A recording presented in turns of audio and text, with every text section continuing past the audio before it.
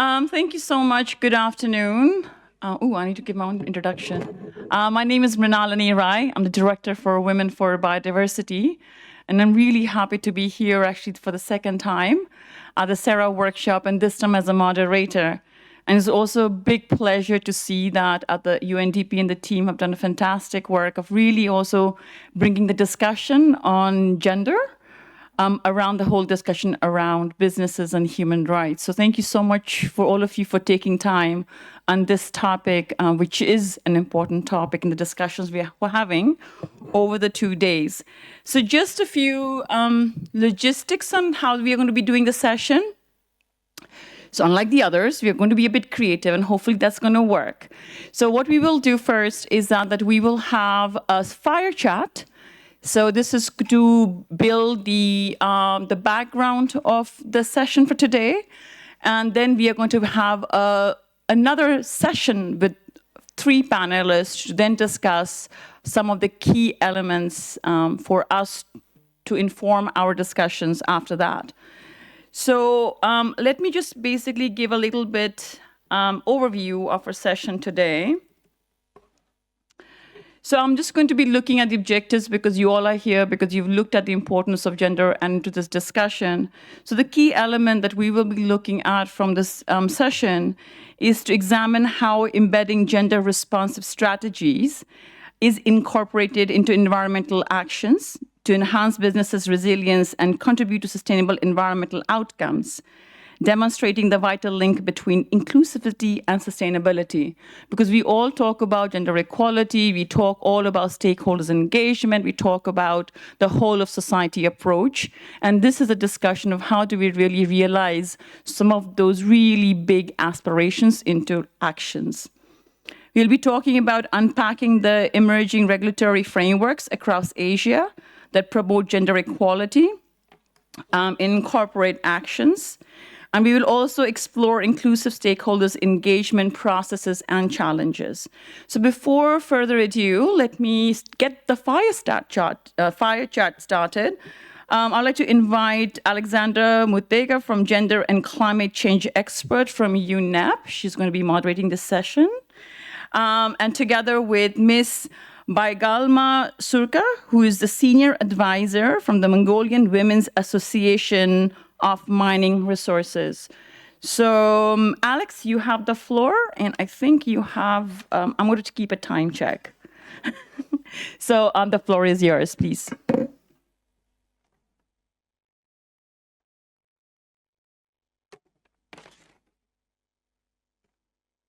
It's not working. Be a bit louder.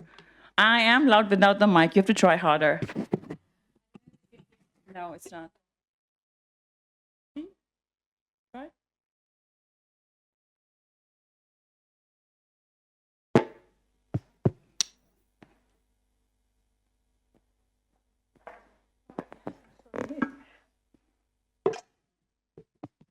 Hi, can you hear me now? Yes. Yes, thank you.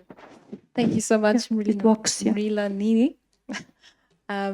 Good afternoon, everyone. I'm Alexandra Mutungi. As she mentioned, I'm a gender climate change expert with UNEP, and I have the pleasure of being with Baigalma Shurka from the Women Association of Mineral Sector. And if you're privileged enough to get her card, you will find already some very interesting insights on the work that she's doing, which we're going to be discussing today on the nexus between gender and the mining or extractives industry. So to start with our first questions, I wanted to first to get an understanding of the importance of integrating gender assessments within the extractive sector.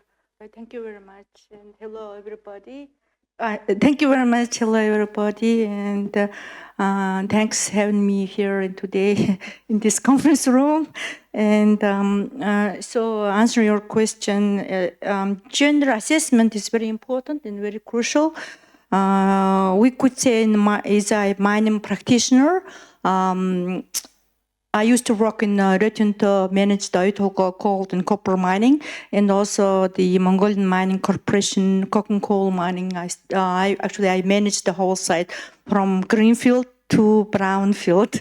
So within this context, we were very fortunate to get adopting international financial institutions, environmental and social performance standards,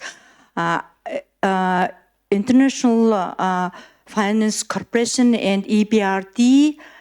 So within this context, we conducted environmental social impact assessment. Along with that, within the social aspects, we really focused on the gender assessments.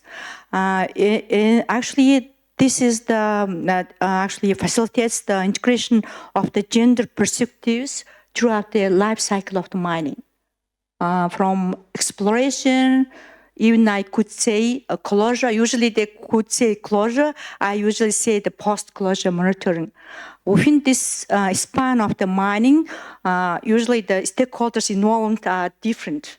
So that's why when we start talk about the gender assessment, whom we should consider, stakeholders are very broad stakeholders. So that's why it's important to do that. In this context, I could say assessment itself includes start with the understanding. What does it mean, like our impact in terms of the gender dimensions, and also how we're going to address our impacts or corporations' impacts and risks. And also another point after that, how we are going to create diverse, equitable, and inclusive working and partnership environment to actually provide open access to our internal stakeholders and our external stakeholders to freely express their opinions and multiple views and consider these to our business model. That's really important. Another piece, of course, we usually talk about the meaningful stakeholder engagements and meaningful consultations. That's really important aspects of the mining operations, because local communities are our closest, forever our partner, whole life, our life cycle of our existence. And we usually think about when you come into the local communities, we intervene in their ecosystem. And the assessment itself for us to understand what does it mean, this ecosystem.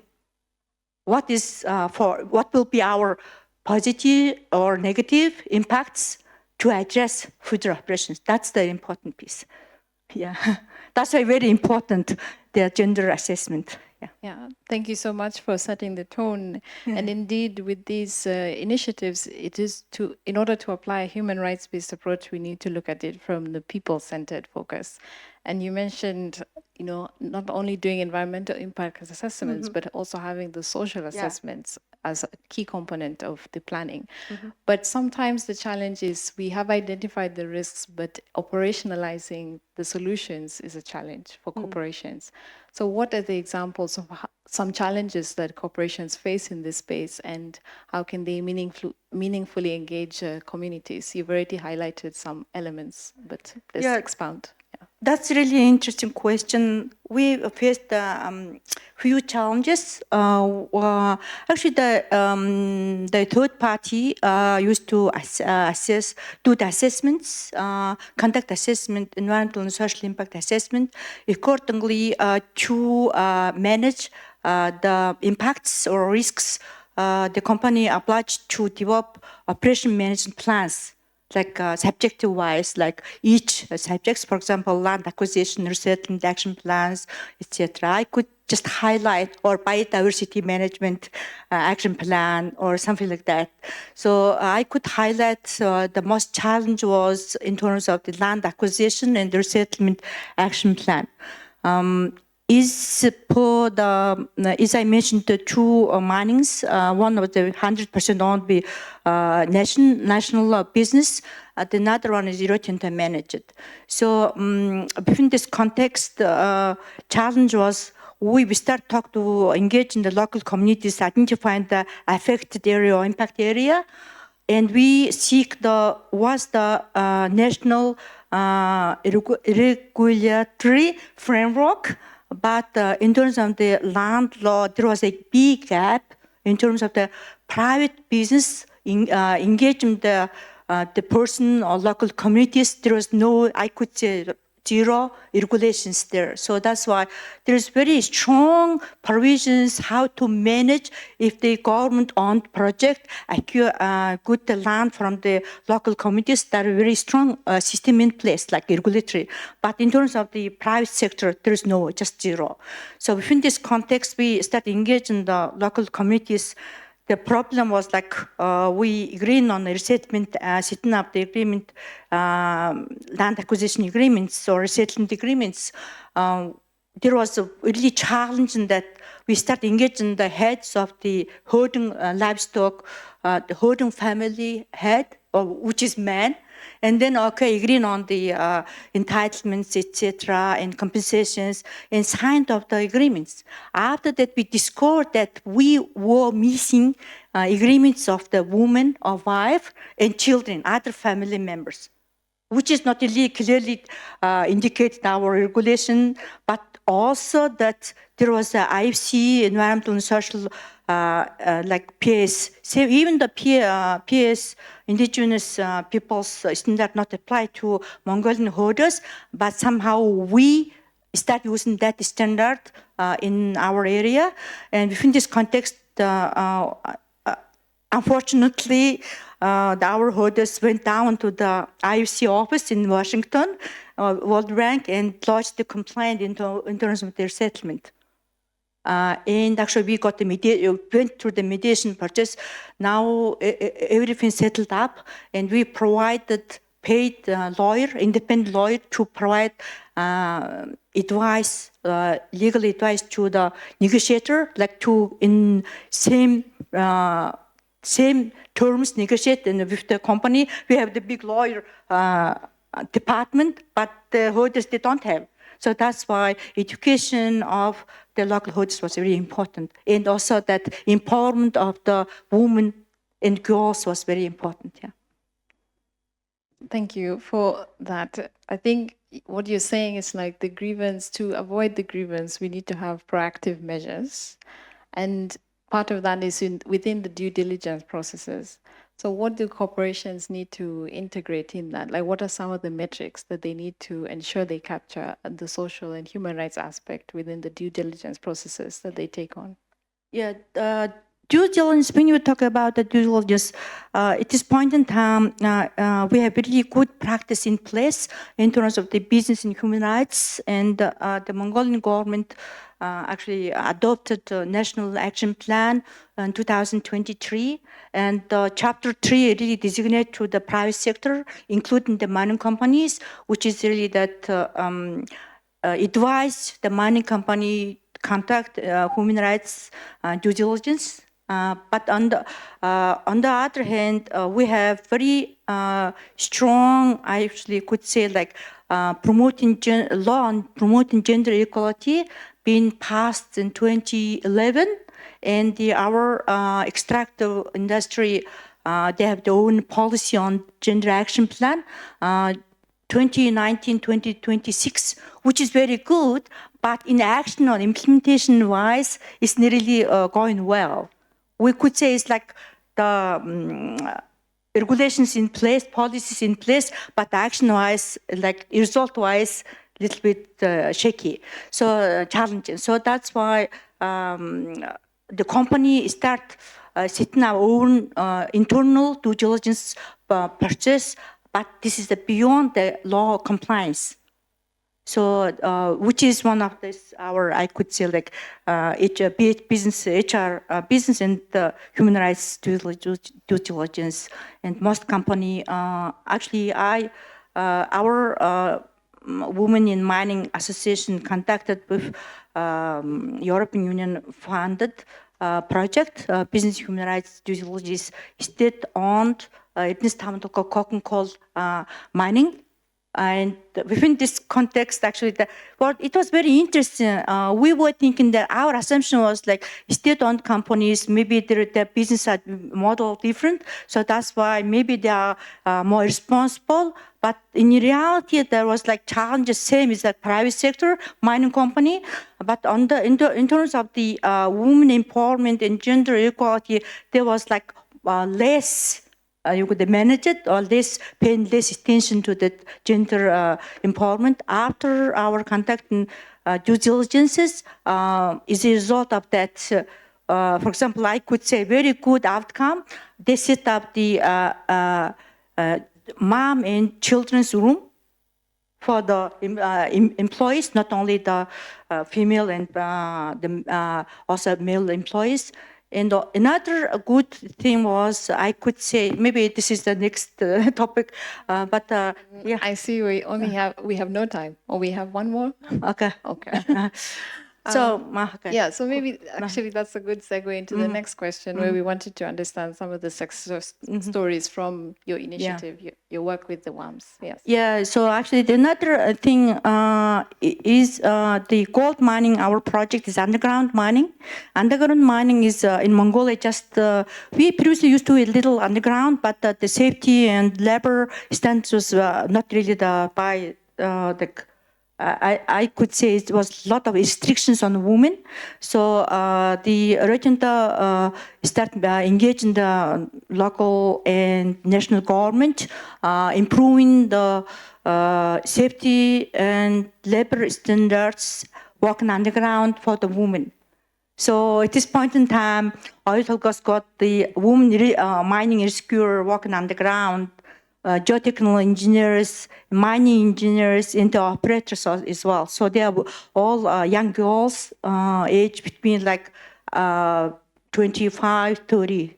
And there was, of course, we cannot imagine my time. I'm like person like millennium, and so that's why I haven't got such opportunity to work on underground, but these girls got the opportunity. And Oitoko now managed by the woman CEO, and she's set a very ambitious target by 2030.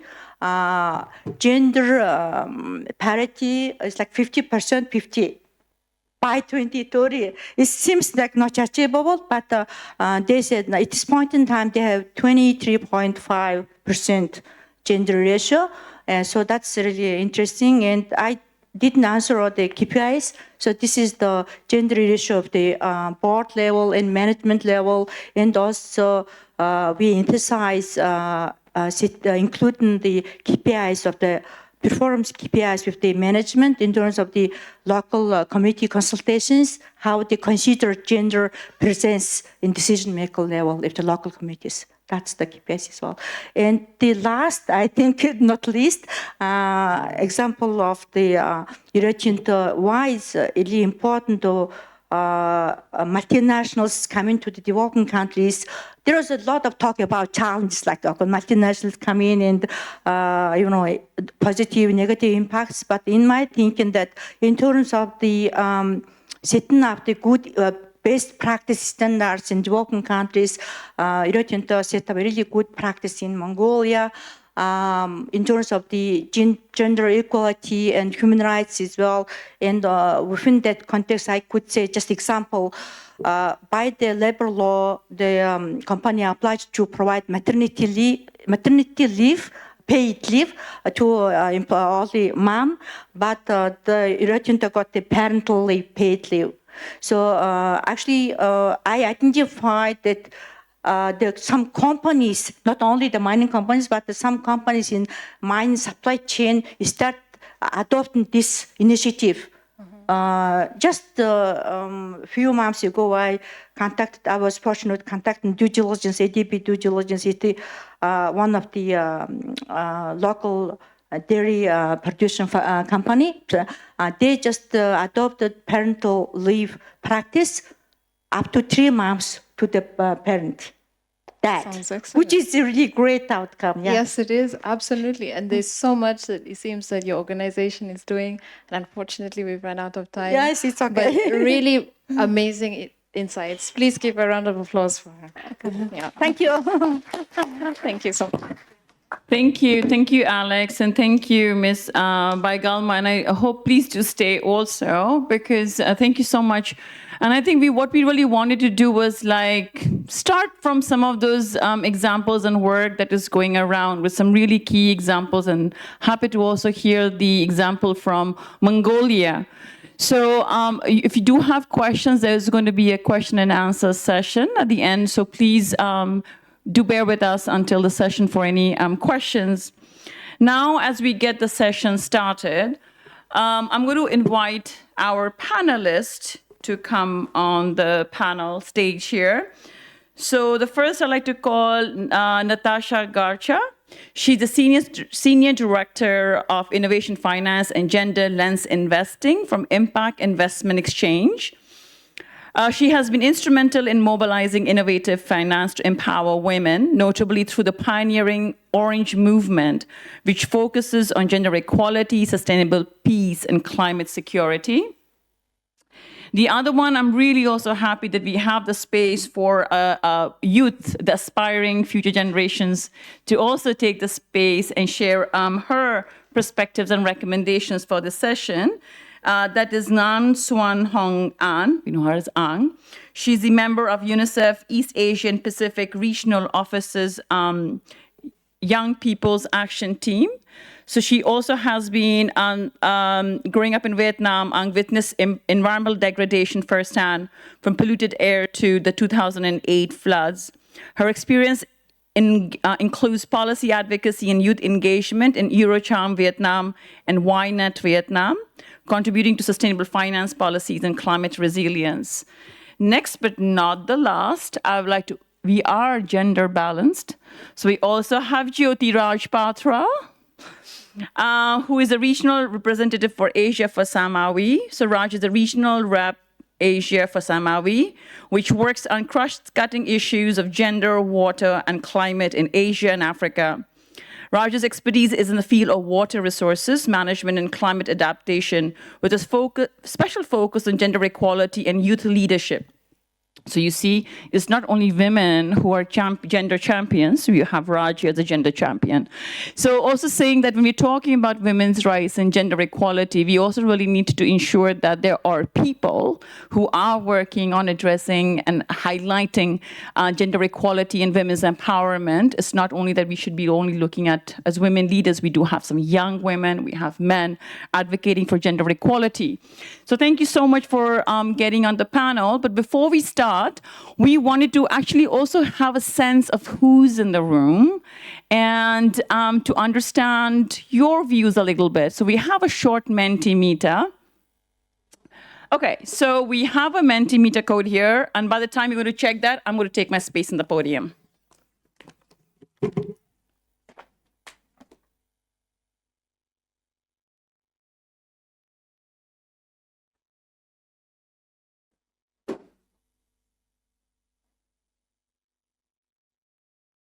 All right, perfect. So let me give a hands up if people need a bit more time, but if you have access to the Mentimeter.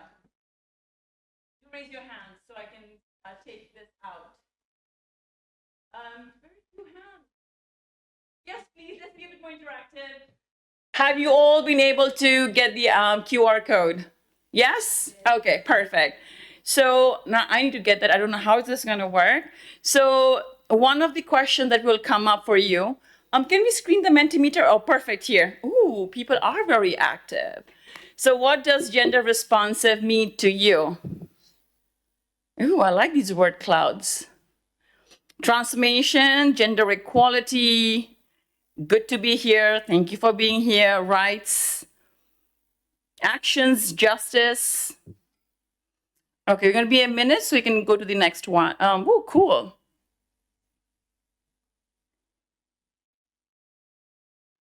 Fantastic. Okay, all right. So it's equality, equity that keeps coming up, justice, opportunity, balance, leveling the playing field, Perfect. That's great. So with this one, could we go to the? So I'm really happy to see this, and we will. So one of the things that this panel hopes to do is kind of responding to those aspirations from this session. So one thing so going that we got more than 60 responses. Now here is your next action. So what practical steps can you take to ensure your sustainability strategies are gender responsive? It could be something that you're working on. It could be something that you vision to be working on. So please, like, no biases here. So here I only see very few responses. I really hope in this one I get 60 responses plus two. Okay. Great. Learning, engagement, data, which are very important, consultation, research, finance, knowledge, sexual and reproductive health rights, communication, leadership. Great. This is great. Okay, that's a really good start. So we'll give maybe a second to do that. Education, listening, fantastic. So we can maybe go to the other one. So having understood that these are some of the actions that you're talking about, and we sometimes also really don't acknowledge that we do have challenges at times too, and we should really also address these challenges. You know, when we look at projects, we always look at the good practices, right? We never talk about what failed, what didn't work, what are the challenges. So we also wanted to take the space to say that, you know, there are sometimes challenges. Gender equality, as it may seem, may not always be an easy step to take, whether it's in your project. You can also understand in national policies, a lot of them are not gender so-called affirmative in their policies. So of course, cultures, trust, leadership, okay, data scarcity, we talk about data again, avoiding tough conversations, stereotypes. Okay, this is also, I see there are more challenges than the previous one. All right, thank you so much. Finance comes again. Okay, I think some of the women, I can see which ones are from women who have writing comments here on lack of respect, culture, patriarchy, misunderstandings. So I mean, I may be pretty wrong, but some of the things will also kind of give you a highlight of maybe who made you inputting these terms. But thank you so very much. So this was also to bring all of us together in this room. We are in a panel, you know, we have 3 people here, but it's also to say that you all are part of the discussion, and we wanted to make this enriching, to be able to say that you all have things for us to come and contribute towards. So we are having this panel, but hopefully it's going to get more enriched. So thank you so very much. Now, building upon those things, this session is really very hopefully going to be also insightful, because it will touch upon some of those aspirations that you all talked about. Before I get the panel started, I'm going to actually take a minute to also share something that I really also am in this panel, to see how we can also link up and look at, as the title talks about, climate and nature. Understanding that they are both interdependent with to each other. So, you know, we talked about either it's resources or the people or the women's access to participation. So without further ado, also saying that how can we really make the issue of human rights and gender equality, because as you all know, human rights is not even a 5-year plan, it's older than 70 years, and so is women's rights, right? Like you have CEDAW, you have the Beijing Action Plan. It's been 30 years. So this is a discussion to also for us to identify what is lacking and what could possibly be done when we are talking about enhancing human rights in this, especially in this discussion for climate and biodiversity. So first, I'm going to go to our youth. Thank you so much for being here. So I want to ask you first is that you're a gender champion, you're a youth champion, right? So how do you, in your perspective, envision the role of gender responsive policies and particularly in the context of your experience. So could you just share your experience and also growing up in Vietnam and in witnessing environmental degradation and the role of youth and women? Of course, thank you so much for the question. So, well, to open up, I envision them very vividly and very necessarily. Growing up in Vietnam, climate change was never an abstract concept or a faraway just thing or news. It was the background noise of my childhood where my dad always left the TV on, and certain words have even become ingrained in my memory, such as bão lũ, typhoons, đồng bằng sông Cửu Long, Mekong Delta, or even missing persons. Every year, entire villages disappear underwater, and I think even now when I'm talking or describing these events to you, it seemed quite far away. I mean, we're still here. There are no floods here. Until 2008, I felt the same thing. That year, the flood didn't only hit the central region, they hit Hanoi, the capital, one of the most developed cities in the country. The city was paralyzed and 18 people lost their lives. What I remember most vividly was my mom wading or trekking through the water to get from work to home. At 6 years old, I remember asking her, "Mom, where's Dad? Why are you the one trekking through the water?" "Well, he's at work." "Weren't you at work too?" And she said with the most common sense ever, "Yes, but I'm a mom." I didn't understand what that really meant, but as I grew older, I started noticing things. Both my parents worked full time, but it was always mom who took the time off to take care of me when I was sick. It was mom who cooked dinner, who cleaned up after the children, attended parents teachers meeting even though I got scolded afterwards, and somehow still managed to do her paid work on top of it. And this is not just about my mom. I think some women here can relate. This is about all women and girls. Society has put a triple burden on women, not just paid labor, but the unpaid housework, childcare, and community care. This burden extends to the very foundation of climate resilience.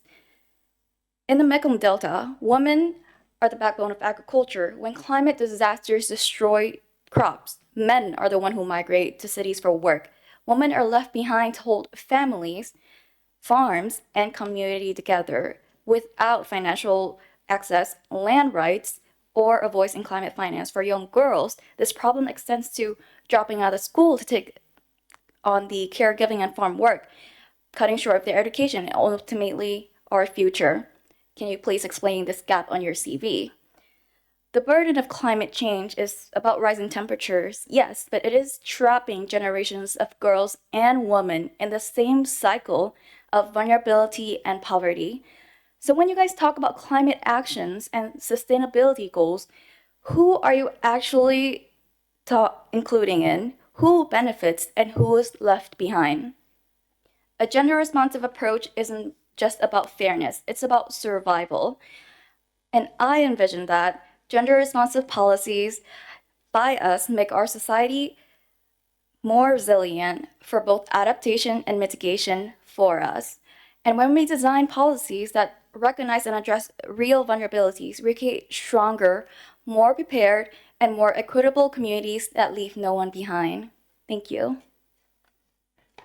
Thanks, Ang. And I think it's really very important to have you on the stage. No, I don't know how old you are, but I'm at least 2 generations older than her. And it is really very sad that when I was being in this discussion and we're talking about the importance of youth and how it's really important, it's the role of contribution of women, not only in unpaid care work, but also looking at agents of change, not as vulnerable populations, but as agents of change, not only in climate adaptation and but also biodiversity conservation, talk about natural resource management. And so many years down the line, I have a youth who's actually talking about the same challenges that exist. And I don't know what we can really do, because it's something that we really need to bridge the gap by saying that we need transformative change, we need whole of society approach, gender equality.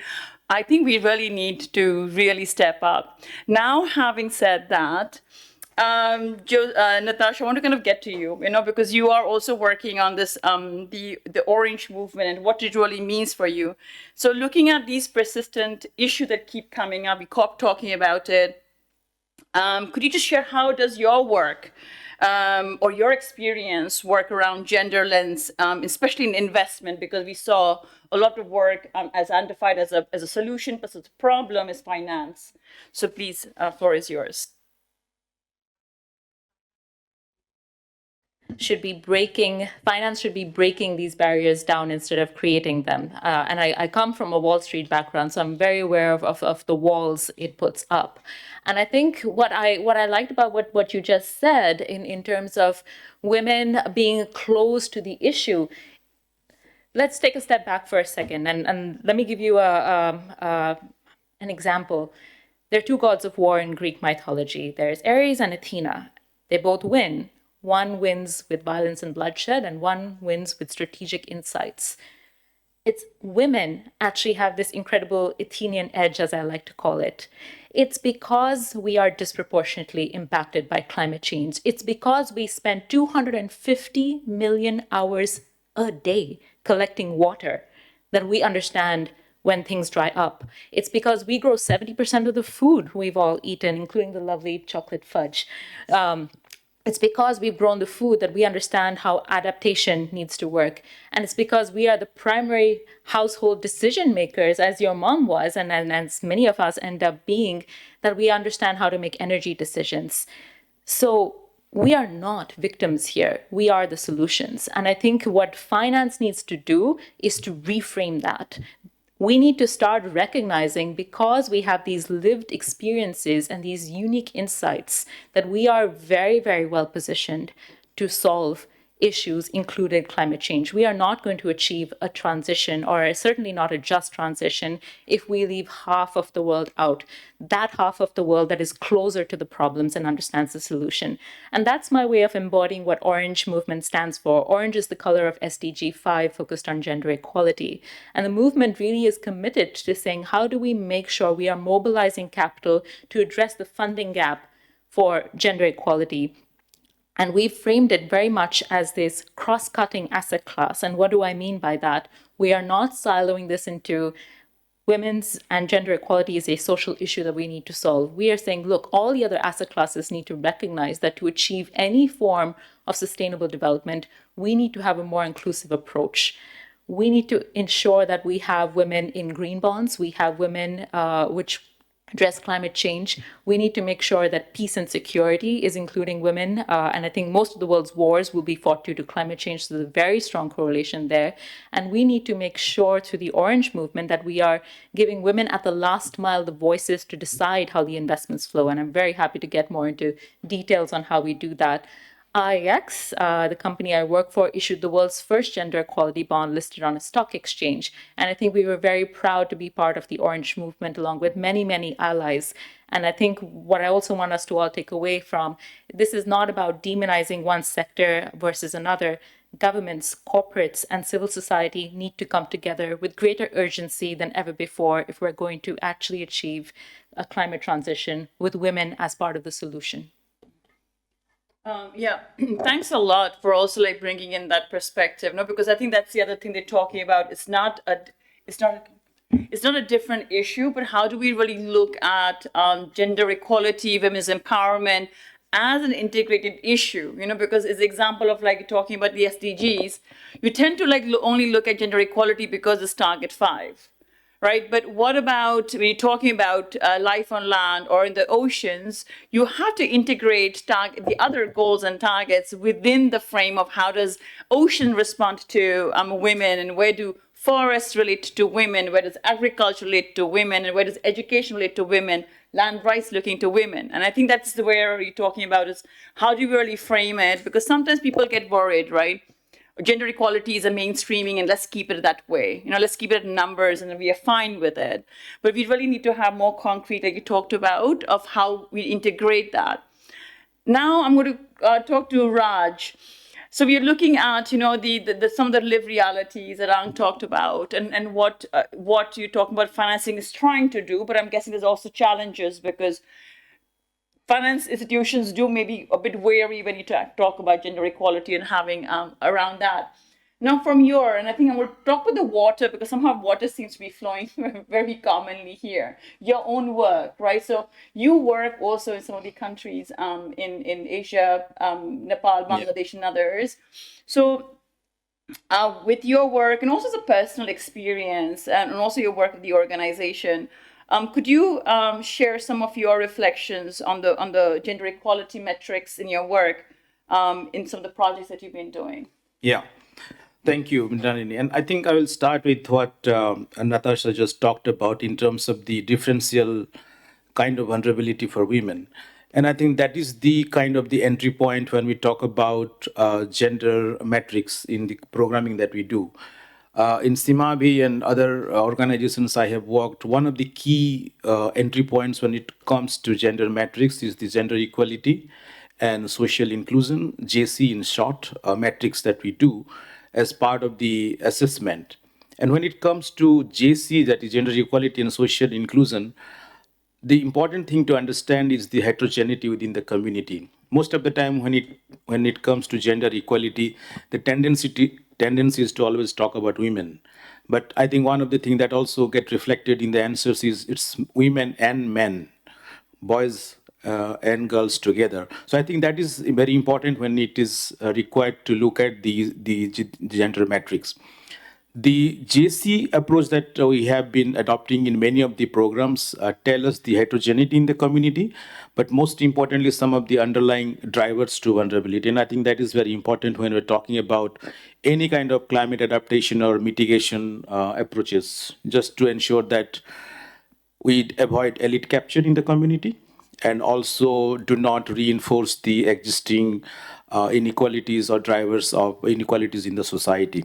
Now, having said that, how do we use that JC assessment in programming, and how could that be linked to kind of corporate sustainability, which is the theme of this conference? In my opinion, there are three areas how this whole idea of JC and its use in the corporate sustainability could be linked. One is definitely understanding the risk, and this is what you asked in terms of the environmental hazards, because risk is kind of an outcome of the interaction between the hazard, the vulnerability, and also the exposure in the community. And JC as an instrument helps us to look at some of those underlying social and economic vulnerability in the community. And then you identify the areas of interventions to support reducing those inequalities.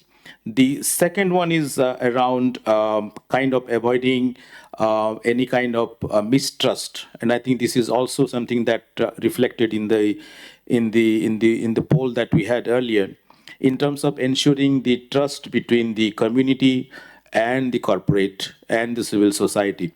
Because most of the time, if you see the way projects are designed and implemented, they tend to be very much project focused. And this is a learning we have from many projects that have been implemented. How do you ensure sustainability? And to do that, whenever you have these JC kind of assessments that help us to look at more system level perspective. And I think that is something that we have been working on in our projects in Nepal and Bangladesh to look at JC to identify what are the system level interventions that we could do, not just very project focused or ad hoc approaches to gender equality and social inclusion. And the third thing I think important for us to understand is JC also offers unique opportunity for businesses. If you have JC informed business sustainability strategies, that could also help us in terms of reducing any kind of operational risks and build resilience, because you have a whole complete picture of the risk context in which your business is located, and thereby you look at reducing some of those social and environmental and political risks associated in that context. So GSC is as an instrument or the tool is not just about looking at gender equality and social inclusion, but it also makes a lot of business sense to have these kind of GSC informed sustainability strategies. Thanks. Yeah, thanks, Raj. And I think this is also a very relevant discussion because I think sometimes when we're talking about quantifying impacts, we always see the numbers, right? So I think it's very important that when you are talking about the impacts, they should not only be in numbers saying that, okay, this is how many projects we are doing and this is how many key people we have investment in finding green jobs. But also when you're talking about the climate and biodiversity, I think one key element also happens is what are the other impacts? It could be the social impact, the cultural impacts. And you talked about Jesse. I want to ask some people here, because we are a very mixed crowd, it's got nothing to do with anything, it's just to see whether we can do a follow-up. How many are you actually familiar with the concept of the term Jesse? How many people know Jesse? 4. Okay. This is just to kind of I just want to share this because Raj talked about, and I think it's unfortunately sometimes very limited to social workers. Jesse is gender equality and social inclusion. It was a tool that a lot of the civil society and agencies use to assess their projects. So he talks about the Jesse. Basically, the concept of Jesse is that what it really does is that it looks at the intersectionality of gender. It's looking at not only men and women, but young women, children. It's talking about people with disabilities, indigenous peoples. And then what it really tries to do, the qualitative and quantitative part of that, is that where the projects are actually looking at these impacts, not only in numbers, but having the cultural context and stuff. So I just wanted to kind of build in, because he said to use it and what it really means. So it is beyond going just your tick marks. But rather saying that when you're looking at this holistic approach, and that is what a human rights-based approach is, where you're not only doing it for a check mark, but rather taking in all those important tick marks. So on coming back to you, right? You talked about your experience and where this is really coming from and the importance of gender into your work and the inspiration, but I also want to know about your work, right? Because you are also a young advocate and really pushing for that. And I bet it must be quite challenging as a young person also in your country. So could you also share a little bit about the work that you've been doing in Vietnam? Yes, of course, I'd love to. So there are 2 significant projects that solidify my belief in one truth. Real change doesn't just come from the top down, it also has to come from the ground up. A just transition means that those most vulnerable to climate change, including women and girls, aren't just protected, but are empowered as key players to shaping these solutions. One was the paper on adaptation finance for agriculture at the European Chamber of Commerce Vietnam to enable better execution of the Europe-Vietnam Free Trade Agreement. And the other one was my work with the Youth Climate Action Network Vietnam, where I helped integrate gender perspective into the youth statement that later presented off called Baku, relevance to the previous session. And from these experiences, there are 3 main lessons that I would like to address. The first one is gender is everywhere, even when it's invisible. While working on the adaptation finance on agriculture, especially on financial mechanisms for Vietnamese farmers, I analyzed policies and saw that IOs have attempted to integrate gender considerations into sustainability projects like the Jesse Index. But gender barriers show up where you least expect them. For example, after extreme weathers, financially struggling families prioritize boys' education over girls, as I said or I answered in the previous questions, and young girls are pushed into informal agricultural labor.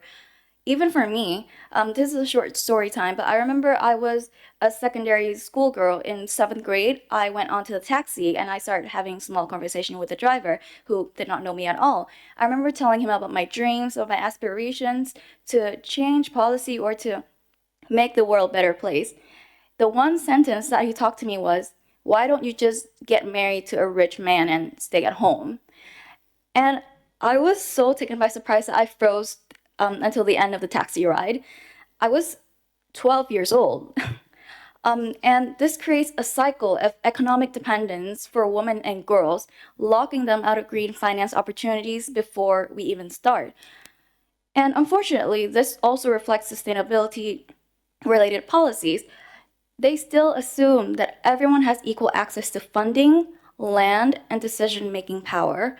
But in reality, structural barriers, or I'd like to call them, I prefer the term structural violence, prevent us from entering the system. Inequalities between women and men aren't standalone issues. They're in everything, everywhere, all at once. The second one is girls feel safe in youth spaces, but why do we disappear from leadership? This brings me to my work at Youth Climate Action Network Vietnam, which, like UNICEF's Young People's Action Team, connects people to young climate action. Was a very inspiring experience. At the local conference of youth, I integrated the gender perspective, and then later presented to the policymakers. And at the conference, out of 500 participants, the majority were young girls. I was stoked. I was up in the cloud. The room was filled with passionate girls delegates that are eager to shape climate policies. But then my content team lead suggested an observation. There are more girls than boys. Well, wasn't that a good thing? No. I started to ask myself, why do girls feel safe in these youth spaces, but not in leadership? Where do we go when we grow older? And why in spaces filled with decision makers are the numbers so different? Where will I find myself just a few years later when I am no longer youth? Not to be as a token anymore. Here's the reality. Women make up of only 17% of board members, 12% of board chairs, and only 9% of CEOs, even though we're half of the world's population. So what happens between youth leadership and executive leadership? Why do girls who are so eager to shape the future disappear from the very rooms that these decision-making processes are being made? The truth is, it's not just about gender, it's about power, authority, and opportunity. We don't lack ambition, we lack pathways. We don't lack talent, we lack sponsorship. We don't lack trust, we don't lack ideas, but we lack trust. So I ask you, who is responsible for these pathways? Who is responsible for ensuring these young women don't just speak at the table, but also shape the decision that define everyone's future? And if we don't change this now, when will we? That led to the next, or the final most important lesson that my fellow panelists have addressed earlier, and that gender advocacy should not be a fight for only girls and women. If we want to change gender norms, we need both women and men at the table. Gender advocacy is too often framed as a women's fight, but in reality, gender equality benefits everyone. Without men and boys as allies, we risk reinforcing the same system that we are attempting to change, which is why I strongly believe in gender inclusive advocacy, because at the end of the day, gender equality is not about taking the space away from men and boys. It has never been about that. It's about making space for everyone, and we need to build a system that reflects that, because any and all policies that don't include women and girls are simply ineffective. Thank you. Thanks, Ang. Thank you so much. And I think just echoing what you're talking about, right? And I think it really gives us food for thought. Is when we talk about participation, is it's very easy word, and we talk about it all the time. But believe me, it's one of the most difficult indicator to do, because it could be sometimes just like the age, right? The sex, who has the opportunity, language. We talk about culture. You can't just pick up an indigenous girl from a community says, you get to speak at the UN. You need to convince the community.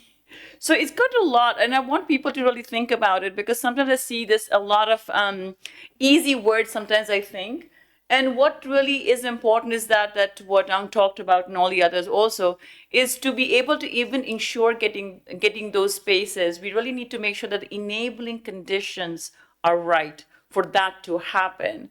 And I think just responding to what you were talking about, is that sometimes we have these systemic barriers, right? Like, how do we really? So sometimes you may have a project policy or something saying, okay, we have this, but sometimes when you're talking about it, the national, or forget about the national, but also local level, it takes a lot to mobilize.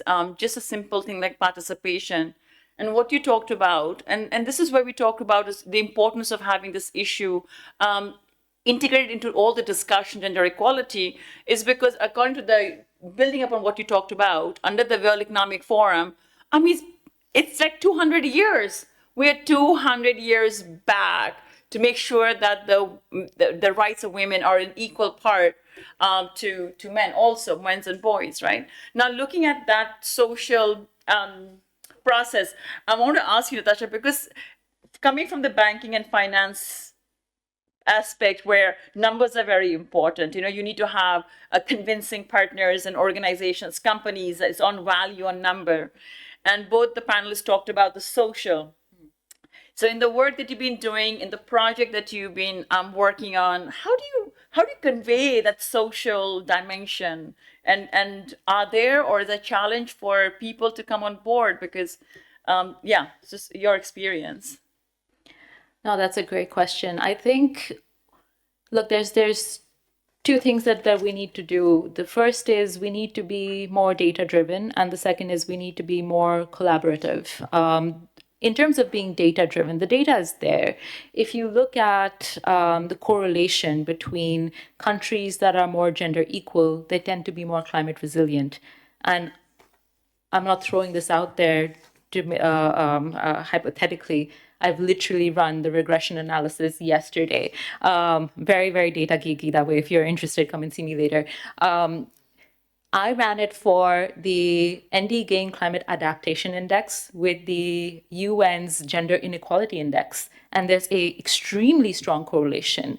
You will see countries like Sweden and Singapore. So it does not matter where you are. Don't tell me because someone is a tropical country, they're getting worse affected. No, countries that are more gender equal, regardless of democracy, wealth, and latitude, are more climate resilient if they have higher levels of gender equality.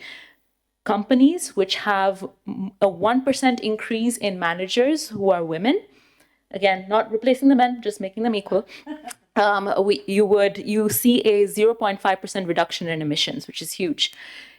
And finally, I think one of the most powerful ways we can bring all of this together, all of this data, is, as I said, to be collaborative. I want to also highlight, since we're sitting here in the UN, the leadership of groups like UN Women. So UN Women has the women empowerment principles that many, many corporates are following.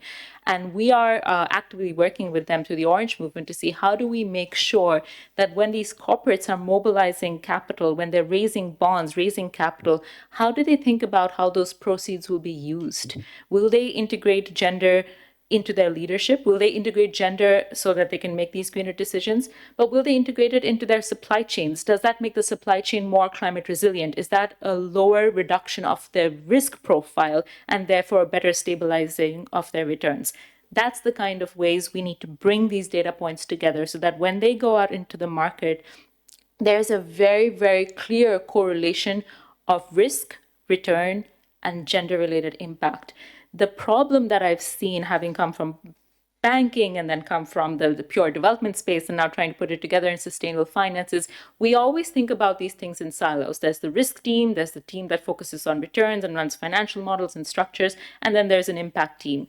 If we don't talk to each other, we won't see the very, very strong synergies. There is no need for gender to compete with financial priorities. If anything, it will strengthen them. The bonds that we've listed on the Singapore Stock Exchange, and we've listed 6 of these gender bonds and orange bonds, have never had any defaults to our senior bondholders, who are all private sectors, many of them corporates. We've had super funds buy them. We've had folks like MetLife and PayPal buy them. I think that is the kind of argument that we want to be able to make, that very, very clear correlation is there at the sovereign level and at the corporate level. Yeah, no, thanks a lot. It really helps because sometimes you really see the disconnects, right? And then you start discussing it, and then you really see this really integral correlation between all of this. And I think that is the discussion today: is how do we really bring it together without losing the essence from one to the other? Like you talked about, it's not a competition. Isn't how do we really get these resources together for us to have this, also making sure that the practices of businesses are inclusive for also women, young women, but also having these incentives. Now, Raj, about with you, right? Because you are also very grounded in local realities and the amazing work that you've been doing. And then you have finance, right? Sometimes there's also this disconnect. Say, for example, like you have these bonds and you are working on natural resources management. it's the access part of that, right? You have these, and from your experience, a lot of women who are supposed to be, or they are studies that they are working on the lived realities of management of natural resources. So in your experience, this is with the water, but how do you really see, what do you think is needed for recognizing those roles and responsibilities of women who are actually on the ground and contributing? What are some key elements you think we all should be reflecting on? Yeah, thanks. I think there are a couple of things that needs to be recognized and practiced when it comes to women leadership. First and foremost is this whole acceptance. I think quite often it is challenging if you look at the communities where we work. As I said in my previous response, quite often we tend to focus too much on project interventions. But if you have a systematic approach to the women leadership in the community, in that case, you will be able to support them in a very long term basis. And I think that acceptance is very important from the perspective of nurturing and supporting this women leadership in a long term basis. And for that to happen, we need to have a very clear understanding in terms of the structural barriers, the norms, and things like that around gender inequality in the community that we work. The second important thing is to look at the spaces which Anne was referring to in terms of the spaces to further nurture this women leadership at a higher level. It is not just about women participating in few meetings at the community when it comes to, let's say, a spring shed management program, one example from Nepal where we are currently working. But it is all about looking at the kind of spaces available to link those through very high level political kind of frameworks around, for example, climate adaptation, which talks about locally led adaptation, which talks about women leadership. Specifically, if you look at the UNFCCC commitments in terms of the gender action plan, GAP kind of work. So those are the areas where I think there is need to get this leadership embedded. And this is very important given the fact that women leadership often gets confined to the local level. And when it comes to representation at the higher level, places are taken up by men who are more powerful than women in many cases. The third thing to understand is to kind of showcase this women leadership. And this is something that you were referring to initially in terms of supporting these women to be part of these political discussions. That is very important, in my opinion. And you were referring to the data in terms of, I can't remember those data, but political representation, women in parliament, and some of those things. And that's changing, in my opinion, in the Asian context, where you see a lot of women leaders in the corporates, women getting into politics, women getting into public policy leadership roles. So I think this is definitely a kind of a positive trend, I would say. And as a society, as a community, I think we need to support and promote more of these women leaders at the political decision-making space. And I think that is how we can further strengthen more women leaders when it comes to real action on the ground. Thanks, Raj. I think we'll have a few minutes for discussions. It's really engaging, but maybe a small question response, which is not the sheets.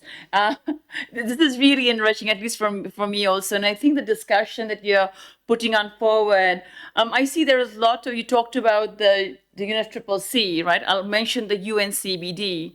Who knows the UNCCC? How many people of you are aware of the UNCCC, if I'm going to put that acronym? Okay, very few. UNFCCC, the Climate COP, people don't know about the Climate COP? Okay, all right, few. How many of you know the CBD? Okay, CBD. How many of you know the UNCCD? Okay, it's kind of going number. So no, what I'm saying is that we are using these terminology, and I just want to kind of share, right? Like the climate, UNFCCC is the United Nations basically just a meeting on climate change. The UNCBD is basically another Rio Convention, which literally talks about biodiversity. And the UNCCD, which is a convention on land. And these are the three Rio Conventions that are supposed to be supporting the implementation of the vision of 92 on Agenda 21 on sustainable development. And why I was sharing this is because both Ang and Raj shared about the, just to kind of familiarize, they mentioned something which is very crucial for this meeting is the gender action plan, right? So the convention at the policy level, the climate, biodiversity, and actually the land, we're not discussing it right now, do have their gender plans. So this is where maybe do Google it up. Is when you're talking, and they have certain guidelines or certain actions that may help for us to also see how our work at the national level is going to be on gender responsive, because that is the part of the gender action plan for the climate, to understand how the climate action may be gender responsive.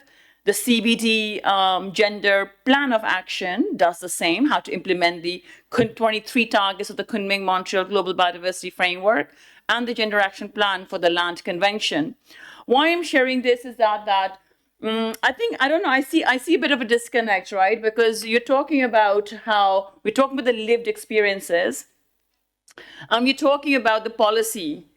But I think what is really needed, and I think is always a challenge, is the national work, right? You're talking about how can we strengthen the national laws and policies that will really aspire, that's the reason of mentioning these Rio Conventions, of aspiring those international commitments on gender equality, and then how do you really transform them to actually address the lived experiences of the people at the local level. So at the national level is what seems to be missing, right? Like I don't even talk about political will or something.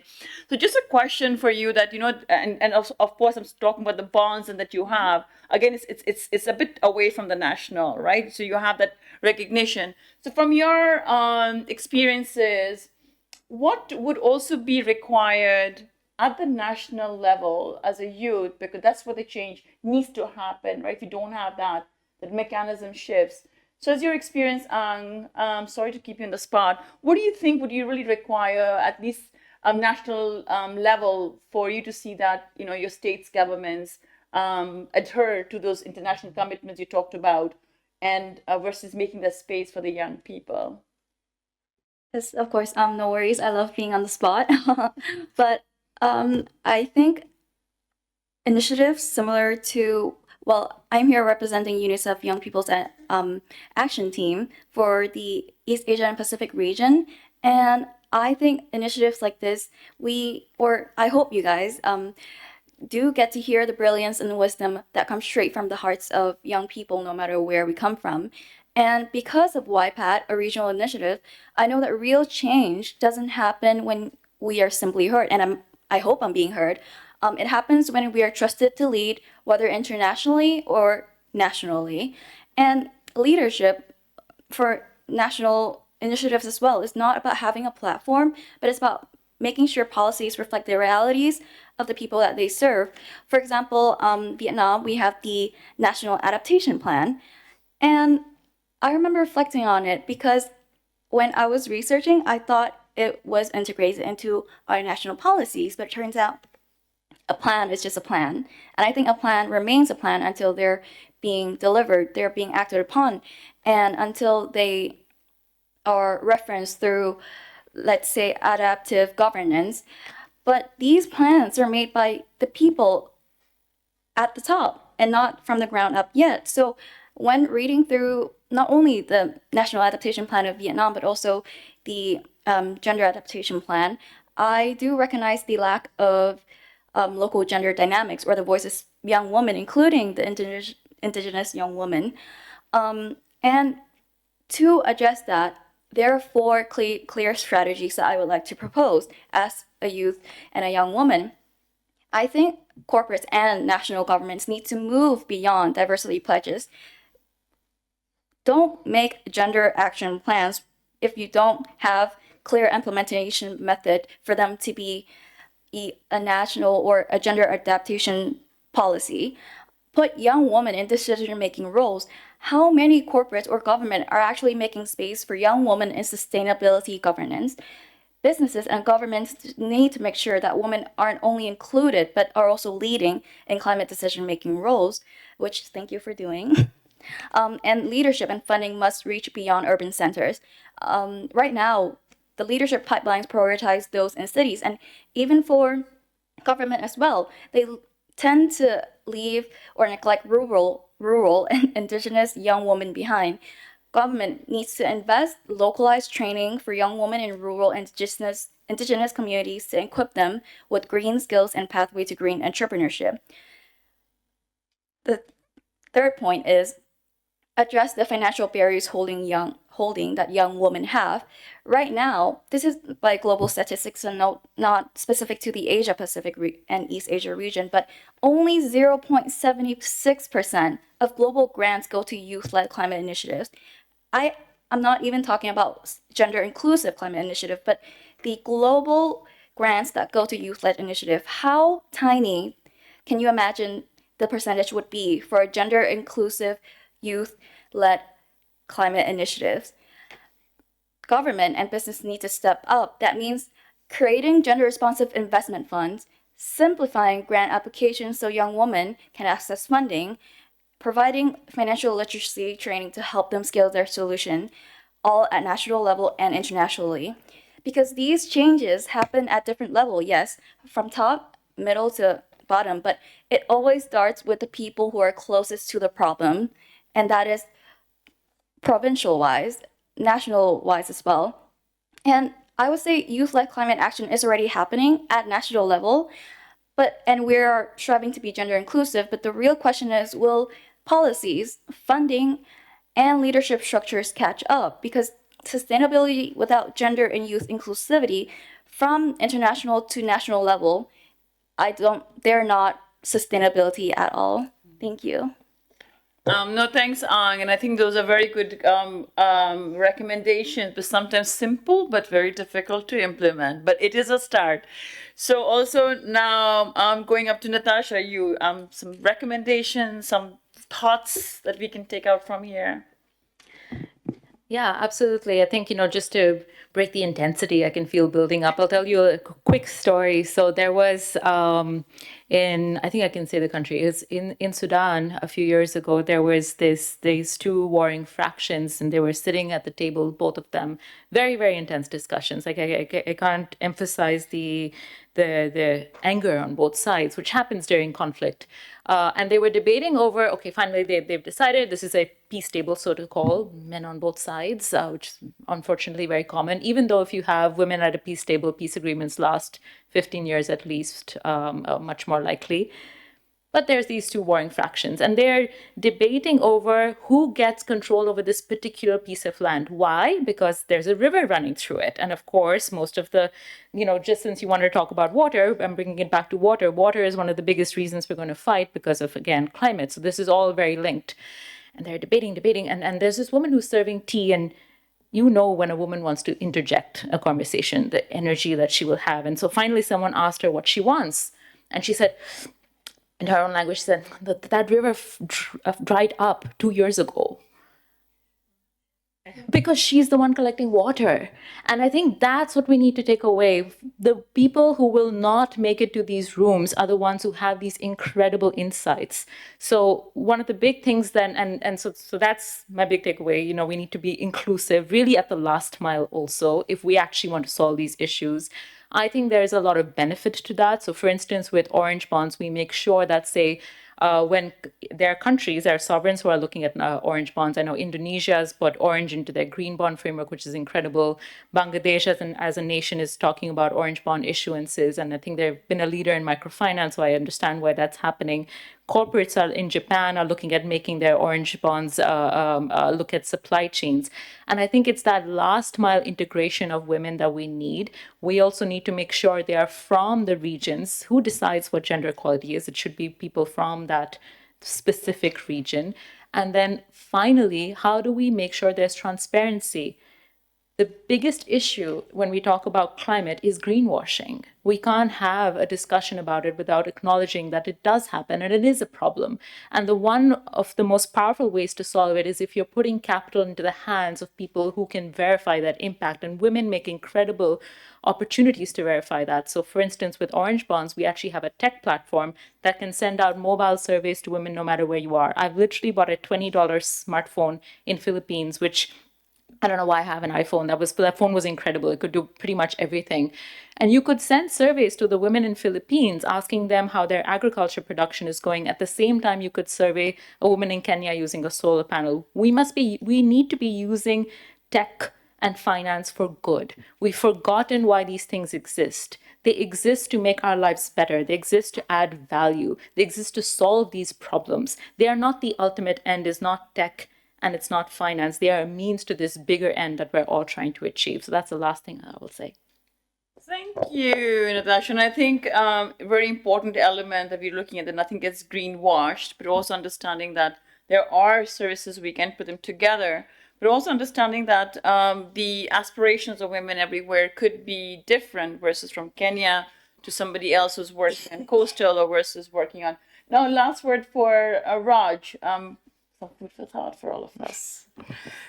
Thanks. So, in terms of the kind of final reflections, I would like to say three things. One is definitely the need to identify and work with gender champions, and this refers to your question around what's happening at the national level. And in my previous role, I had the privilege of working in Bangladesh, one of the country that was mentioned, and I felt like in terms of the leadership that is at the highest level, that provides a lot of opportunity. This morning, we had a chance to listen to Rizwana. She is currently the advisor for the Ministry of Environment, Forest and Climate Change. And when she took over charge as the advisor, which is equivalent to the minister, the first thing I saw when I was in Bangladesh was inclusion of youth in the official COP delegation. And that happened for the first time last year, like 3 representatives of the youth group, and some of them were part of the UNICEF leadership platform that you are part of, I know them.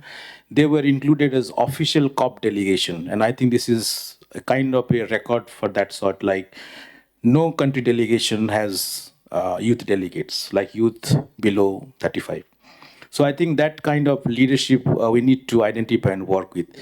The second one is investing more on women leadership, and this is the kind of initiative that I talked previously in terms of not only talking about women participation in few of the initiatives at the local level, but trying to look at some institutional level issues that could be addressed to support and mobilize more women leadership, particularly in terms of their representation and leadership in political decision making related to climate, water, and all natural resources management.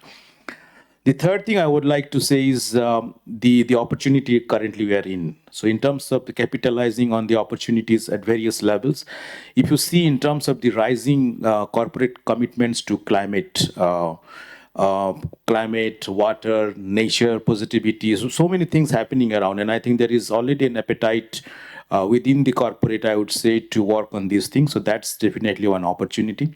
Since I work mostly on water currently, so in terms of mobilizing more women leadership in water, the UN Water Conference is going to take place next year, hosted by Senegal and UAE, and there is a lot of focus on women leadership, including women in transboundary conflict that Natasha was talking about. So those kind of spaces are already available in the current context, and I think this is an opportunity that we as civil society, UN and corporates and youth-led initiatives could capitalize on and further work towards more gender responsive sustainability strategies. Thanks. Thanks, Raj. I'm not going to kind of concise everything, but I've been doing that in between the sessions. But also understanding that we know we're talking about business and human rights. It's not that there aren't tools and guidelines. If you're following the business and human rights, you know there are principles on business and human rights, which also takes place, and there's a guiding. And within that guiding framework, there's also a guidance on gender dimension of the human rights and human rights and business principles. So we have these guidelines, we have these things. And I think it's how do we really share information, work with together, and it's not a new issue. There is work going on. There are new initiatives coming about. Is how do we really pull it together and ensuring that gender is not a different issue. It is an integrated issue.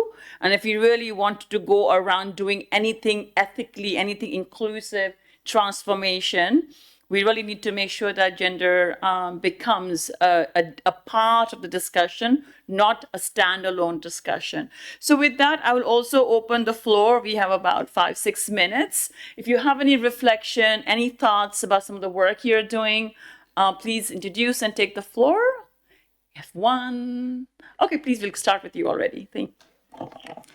Hello, good afternoon. Thank you so much for the discussion. My name is Miguel Proença. I'm a private sector and innovative financing specialist with UNFPA.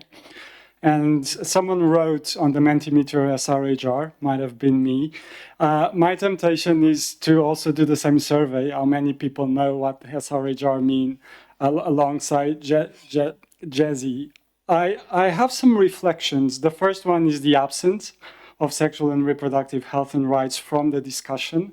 And the big question is, being sexual and reproductive health and rights so specific of women, and we're talking about menstrual health, maternal health, menopausal health, family planning, if that's not one of the reasons why we keep failing on equality.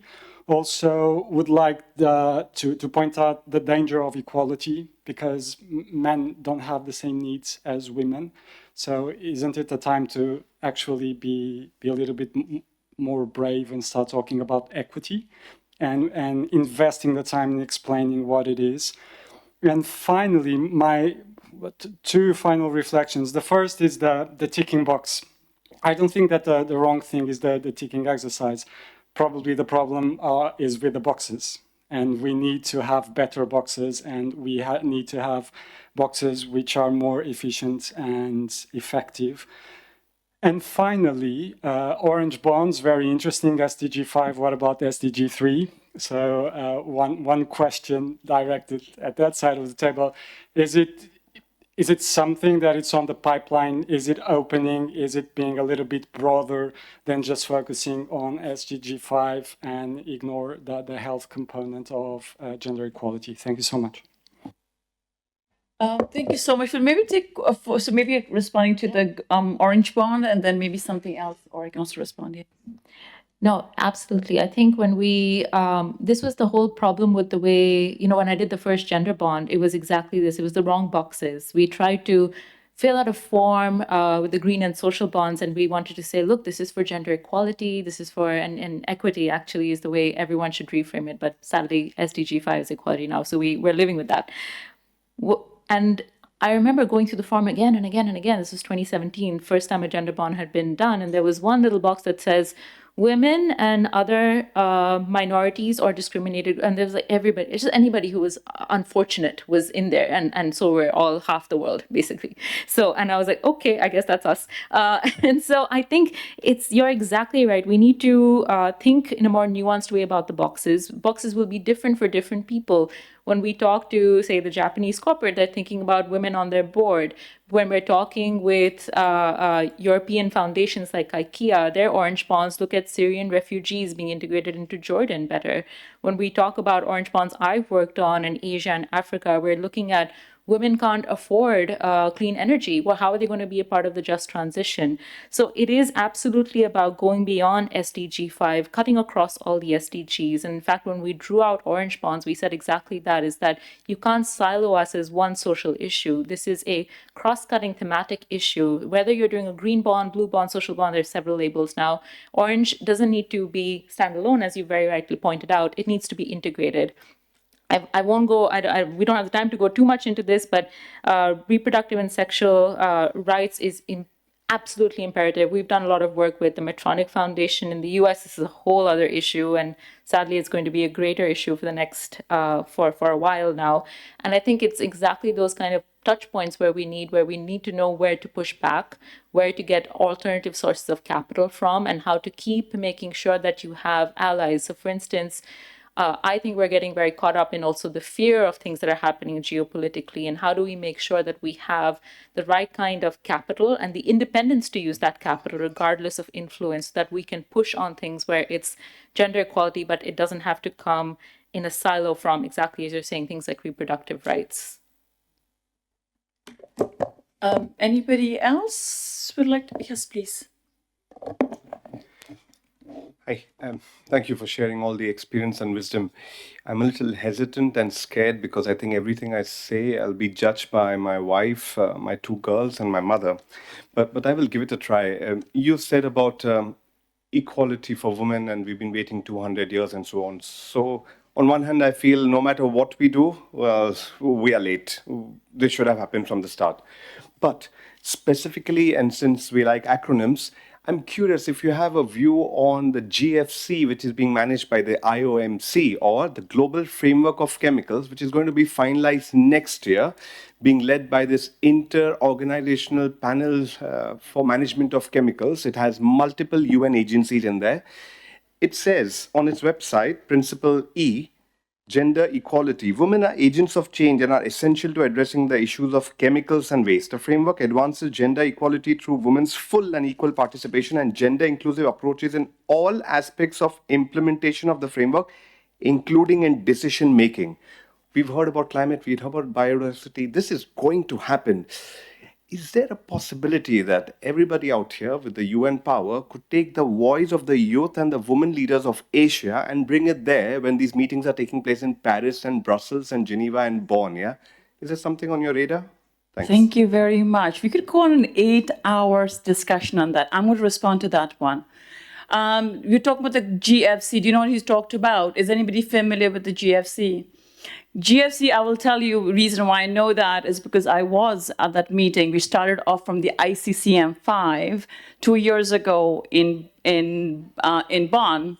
And the line that you're talking about is a line that I negotiated. So what he's talking about, this is a new framework on chemical. This is a global framework on chemicals and its waste, which was adopted 2 years ago. Like I said, we can really go into a lot of discussions. Now, the Global Framework on Chemicals has also a resolution that in its next meeting, because the first one is being adopted, that in its formalization, that they will actually adopt the Chemicals Gender Action Plan. There's a huge discussion, but I will just share maybe the first speaker and you also. Yes, this was literally not even the tip of the iceberg. Right, so we're talking about business corporations, just linking up with the biodiversity and sexual reproductive health rights and chemicals. I'm coming from, like I talked about the CBD, the Convention on Biological Diversity, which has got 23 targets, which talks about chemicals, waste, and pollution under target 7, and talks about climate change under 8, and talks about inclusion of gender equality under 23 and indigenous peoples under 22. Now, the idea is that I'm glad you opened that Pandora's box. That's what I've been doing, is saying that when you're talking about gender equality, it is not one box.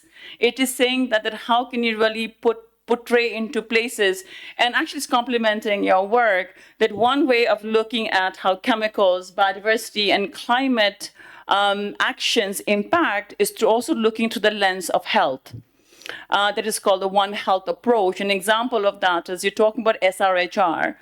This was a term which, again, I was there at the negotiations of the SDGs. This is a word that, if you know, is not in the SDGs because there was no consensus to realize. So you can also understand that at a global framework where you have member states negotiating on the SDGs, there was not a consensus or support in talking about why gender is really important and putting it up there. Because at the international space also, there's hesitancy on saying that, no, we need to be addressing women's sexual and reproductive health rights. Because if they do that, then you have the implication of climate projects, right? You're talking about biodiversity.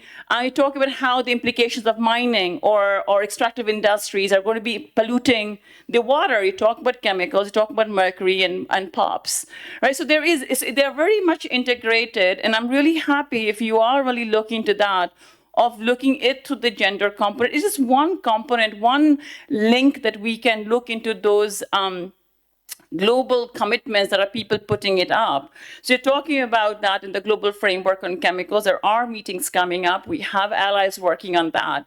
And that is to link up the work of the chemicals framework to the climate and the biodiversity, right? Because you're talking about how, and the way that we are looking it up is through the health, saying that if you are not careful, these chemicals, including skin lightening products under the Minamata Convention you want to link it up with, are actually impacting. So maybe what we really need to do is looking at how businesses incorporate, or how there are international agreements, conventions that are talking about where businesses are engaged, and how those really actually impact on the environment. And with that, it's a cascading thing. It's like a dominoes, right? You kind of put one there, and then it just has a rippling effect on the other. So you really can't talk about women's health without looking at climate, and you're talking about the chemicals. So I'm happy to have a discussion on that one. But like I said, it's a very important one. Maybe you can talk with another colleague, look at SRHR and chemicals, and then also looking at how businesses respond to those important elements. So I'm also being told by my colleague, we're running out of time, but it looks like it's a great discussion. Please find us. This was literally a very small tip of the iceberg. And please reach out to the amazing speakers. So please give me a warm hand in thanking them. And thanks to each one of you who have taken the time to be part of the discussion. Thank you so much.